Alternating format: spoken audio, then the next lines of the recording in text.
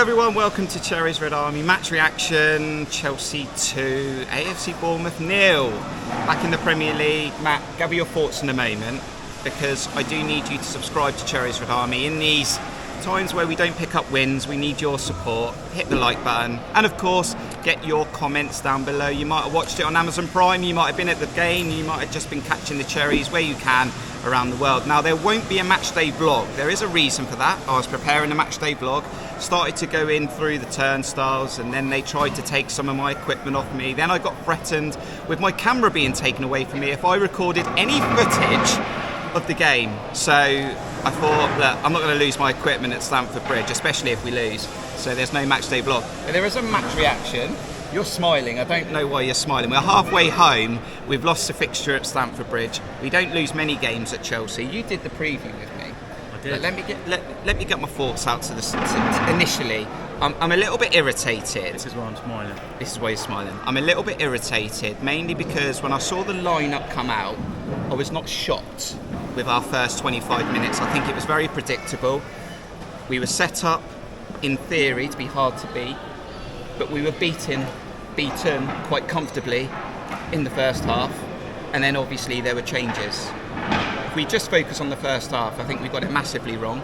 We flipped from a back four that done very well against Everton to some back three with Stevens on the bench. So if you're going to go to a back three, why not play three centre backs? Stacey was full back, Smith was tucked in.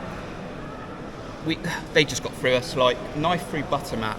The first half, we didn't do much going forward, and they were clinical in front of goal and probably could have had a few more if it weren't for Travers.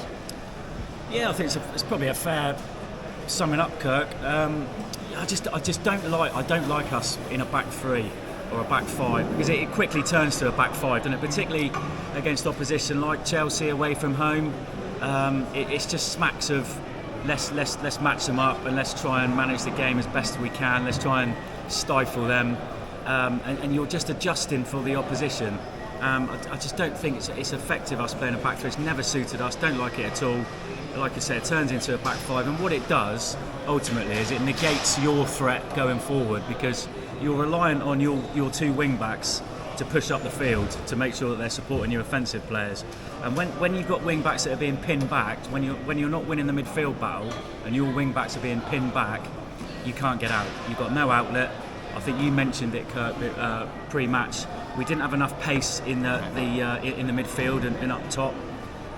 Kiefer Moore was isolated on his own. We were trying to ping balls up to him. They had him in his pocket. They had him in their pocket, to be fair. Kiefer Moore all game. He was ineffective. So I didn't like it. And,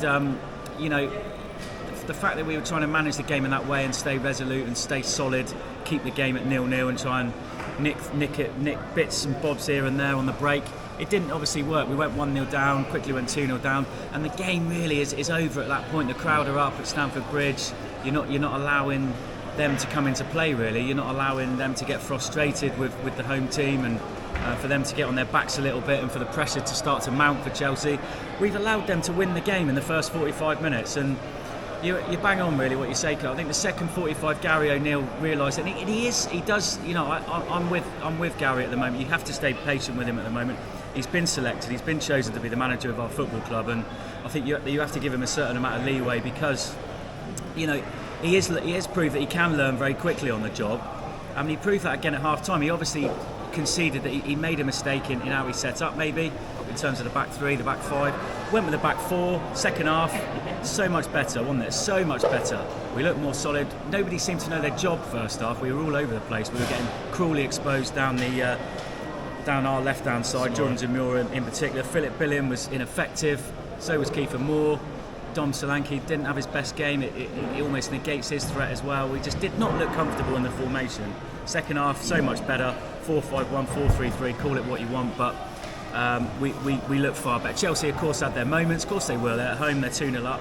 They got real quality, but we imposed ourselves on the game far better in the second half. We looked like we had a better shape about us. There was more cohesion. We looked more of a threat in the final third.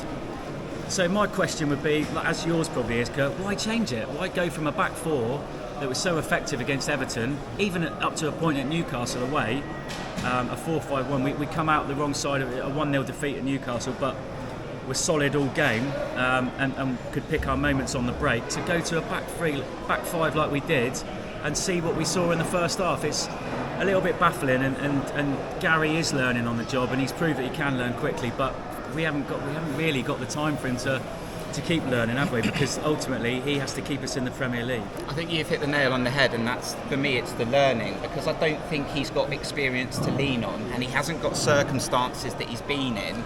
He's flip-flopping with these formations, and I think these formations and how he's approaching matches are based on the opposition, almost 100%.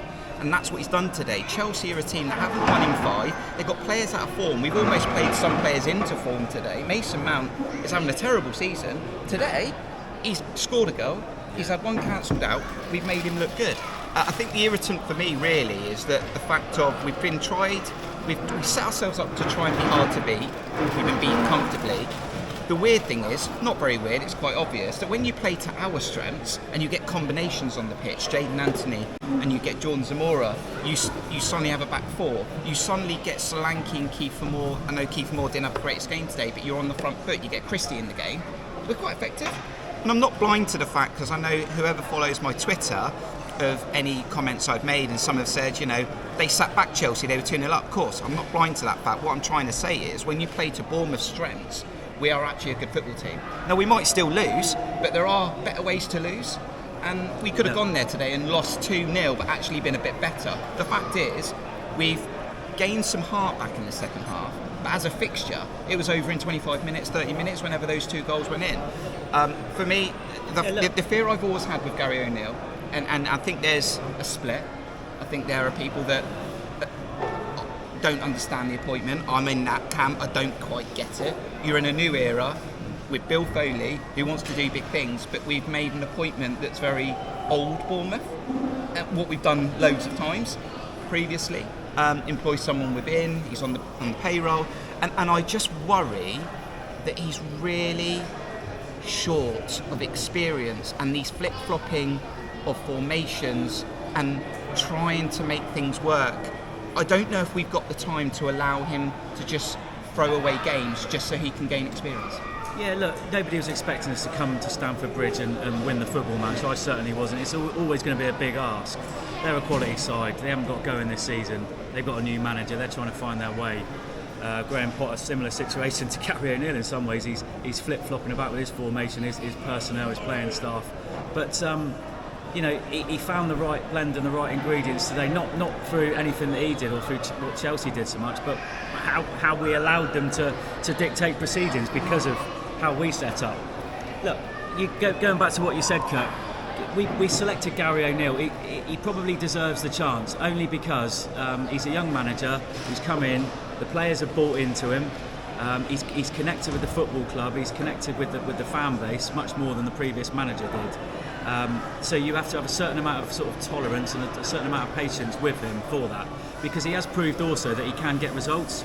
Like I keep harping back and I'll keep saying, he's learning on the job. He's proved he can learn quickly, but he's going to keep learning, because he's going to have to keep learning, because he's not, as you say, he's not an experienced Premier League manager. No. And that's where the problem lies. Yes, it doesn't quite correlate with the fact that Bill Foley's come in with these big ideas, big stadium, training ground, spending big money on players, and yet we go with Gary O'Neill as our head coach. Names like Bielsa were being linked, it didn't happen, so it doesn't quite correlate in that way. But the fact that we have chosen O'Neill, I think, from my point of view, I think we've got to stick with him now. We've got to stay patient. We've got to stay with it and keep behind him, keep supporting him up to a point. I think the acid test will be in these next few games. We'll know by the end of January very much where he's at as a manager, whether he's going to keep his job and keep us in the Premier League. But at the moment, he is still learning. He got it wrong today. I'm sure he knows that. First half, much better in the second half. But we are where we are. We've chosen Gary O'Neill, so we've got to stick with him and stay patient, haven't we? Big game on Saturday now, so that's Crystal Palace. We'll get a preview out and we'll get a matchday vlog. I'm sure the Bournemouth stewards will not attempt to take my camera off me, and this is a big game. Because we will do a preview on Crystal Palace. My fear, and I said this to you before the game, you can vouch for this. Yeah. My fear with Gary O'Neill is I don't think he's got any credit in the bank. I know he had that interim, but as a manager, no CV, no real experience. He hasn't got credit in the bank. So for me, he needs to pick up points early. The longer it goes on that he doesn't win a football match, the pressure goes on. We know he's pragmatic, and that will ramp up. So going into this Crystal Palace game now, does he open himself up? Because if we lose at Palace, you're then going to Old Trafford, then it's Brentford. I think we need something from Crystal Palace, and I don't want the full focus to be on Crystal Palace and we can't lose. Yeah. We beat Everton. We know we are good at home. We've beaten Villa. We actually need to go into this Palace game. Know it's a big game. He knows it's massive. We need to get something and we need to win. I think he has to go into the Palace game with the same mindset and the same ethos, if you like, and the same train of thought as he did for the Everton game. That Everton game got him the job, basically. Those two 100%. Everton games in that week. After Leeds away, we were all saying, weren't we, this job is probably too big for him at the moment. Yeah. He's a manager that's learning his trade, and he's suddenly been elevated into a Premier League job. But those two Everton games, they almost swung my opinion. They certainly swung the board's opinion, in as much as the decision that they had to make. Those two Everton games have basically won Gary O'Neill the job. So he has to now, I think, go into the Crystal Palace game on Saturday with that same mindset, that this is a crunch game, and it is a game that he absolutely has to win at all costs. And the way that we're going to win it, particularly at home, is by coming out, getting in Palace's face, attacking football, snapping into, making sure that we're playing a pressing, we're playing a formation that suits us, we're playing personnel that suits us, and we get in their faces, we make it very, very difficult. And we didn't do that. We gave Chelsea too much respect today. We stood off them, and we let them dictate proceedings in a formation that didn't suit us. So I'm sure he'll learn from it. He's going to have to again, and let's look forward to Saturday, and let's hope that he goes out with the same mindset as he had against Everton. Thanks for checking out this video. We will get that preview for Crystal Palace and more content. Hit the like button, subscribe, Matt. You've done the preview and the review, and we move forward. Done it all. Preview, every review, game. Been to the game, and we want to now t-shirt. Go home. We want to go home. It's getting late. We've had a Burger King. Yeah. We've had to wait long enough for that. Things have happened that I probably can't go public with at the moment, but suffices it to say there may be proceedings that come as a result. But yeah, let's get home and look forward to Saturday. Thanks for joining us on this match reaction. Get your thoughts below. Tell us what you think about the game and what you think Gary O'Neill should do against Crystal Palace. Until the next one, we'll see you soon. Up Cherries. Up the Cherries.